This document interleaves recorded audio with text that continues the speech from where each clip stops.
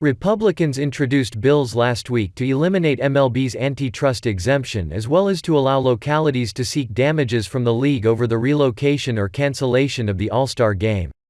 Representative Buddy Carter called MLB Commissioner Rob Manfred's decision to move the July 13 Midsummer Classic to Denver in a show of opposition to the hotly contested Georgia election law, a spineless decision based on lies. Mr. Carter, who sponsored the Community Protection in Sports Act, on Fox News said, "What this would do is to allow the local communities to recoup some of the costs that have been lost by hardworking Georgians and small businesses that have suffered the consequences of this." His office in a statement said, "The measure would make it unlawful for MLB to cancel or relocate a team competition event that is not a part of the regular season, unless it is because of a pandemic, a natural disaster, inclement weather, or disaster declared by the federal or state government." House and Senate Republicans also introduced legislation to eliminate MLB's antitrust exemption, saying the league had abused its special treatment by capitulating to political pressure on the left. Senator Marco Rubio said, "The league has been able to escape scrutiny in part thanks to its perception as a good faith guardian of America's national pastime. But with its reprehensible decision to play politics and punish the state of Georgia, and countless small and minority-owned Georgian businesses, by moving the All-Star Game out of Atlanta, the MLB has shown its willingness to use its market power, derived from its antitrust exemption, irresponsibly." In addition to Mr. Rubio, the Senate antitrust bill was introduced by Republican Senators Marsha Blackburn, Ted Cruz, Josh Hawley and Mike Lee, while more than 20 House Republicans signed onto the companion legislation. The Georgia election bill signed last month drew a flood from Democrats who called it a voter suppression measure and Jim Crow 2.0, while Republicans argued that the bill imposed reasonable safeguards such as requiring identification for absentee ballots and reducing the number of drop boxes from pandemic levels while expanding early voting days. Foes said moving the All-Star Game actually hurt minority communities, given that nearly 30% of Atlanta business are black-owned, while Denver is 76% white and 9% black. Alfredo Ortiz, president of the Job Creators Network said, "You have 9 times as many black-owned businesses in Atlanta than you have in Denver. You have I think 10 times as many employees employed in these black-owned businesses in Atlanta versus Denver." Mr. Cruz said that MLB asks fans to produce ID when they pick up tickets at the will call desk, but they have made it clear they oppose photo ID requirements to vote. Mr. Cruz said, "If Major League Baseball is going to act dishonestly and spread lies about Georgia's voting rights bill to favor one party against the other, they shouldn't expect to continue to receive special benefits from Congress."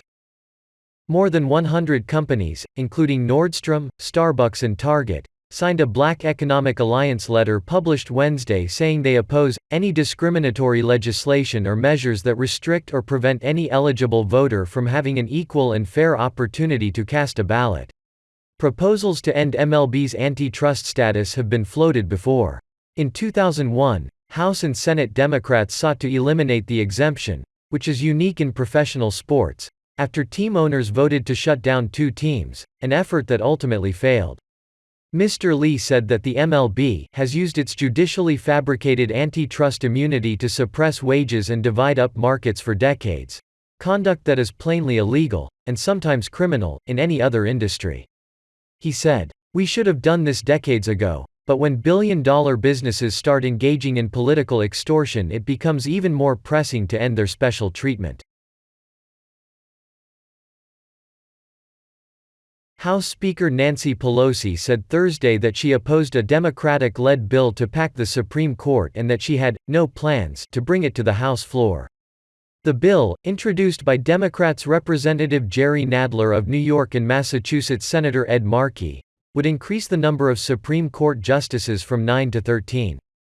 Pelosi said that she supported President Joe Biden's commission to study the possibility of expanding the court but would not consider doing so now, adding that the broader push was not out of the question. During the weekly press conference, Pelosi said, "I support the president's commission to study such a proposal, but frankly I'm not. Right now, we're back, our members, our committees are working. We're putting together the infrastructure bill and the rest." On the court packing proposal, Pelosi said, I don't know that that's a good idea or a bad idea.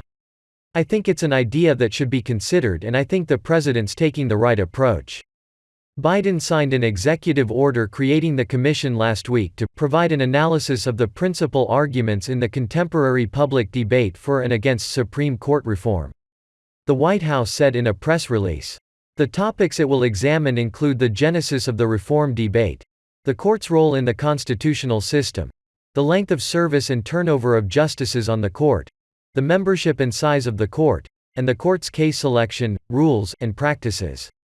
Biden himself has yet to weigh in on whether he supports packing the court. The push to do so has intensified among progressives and some liberals after former President Donald Trump nominated now Justice Amy Coney Barrett to the court just days before the election. Former Vice President Mike Pence had a pacemaker implanted on Wednesday after experiencing symptoms of a slow heart rate. Mike Pence, 61, underwent the procedure at Inova Fairfax Medical Campus in Falls Church, Virginia. His office said the routine surgery was successful, and he is expected to fully recover and return to normal activity in the coming days.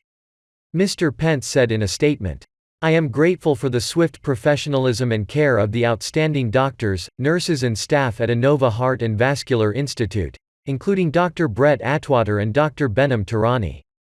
I also appreciate the consultation of my longtime Indiana physicians, Dr. Michael Busk and Dr. Charles Taliercio at Ascension Street Vincent. My family has been truly blessed by the work of these dedicated healthcare professionals." His office said. In 2016, upon being nominated to be the Republican vice presidential candidate, Mr. Pence disclosed his medical history, including a diagnosis of asymptomatic left bundle branch block. Over the past 2 weeks, Mr. Pence experienced symptoms associated with a slow heart rate and consulted his doctors.